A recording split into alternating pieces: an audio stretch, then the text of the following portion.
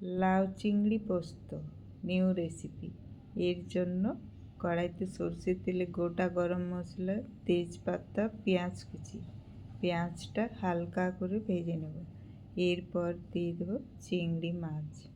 চিংড়ি মাছটা নাড়াচাড়া করে পরিমাণ মতো নুন, কাশ্মীরি লঙ্কার গুঁড়ো দিয়ে চিংড়ি মাছটা একটু ভেজে নেব।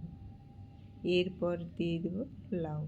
পরিমাণ মতো আর একটু নুন দিয়ে চিংড়ি মাছের সাথে লাউটা একটু কষিয়ে নেব। এরপর ঢাকা দিয়ে লাউটা সিদ্ধ করে নেব।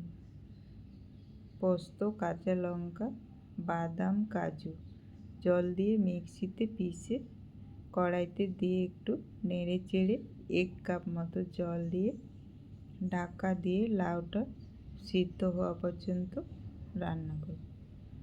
জলটা একটু কমিয়ে মাখো মাখো করেই নামিয়ে নেব। ব্যাস রেডি হয়ে গেল আজকের রেসিপি লাউ চিংড়ি পোস্ত।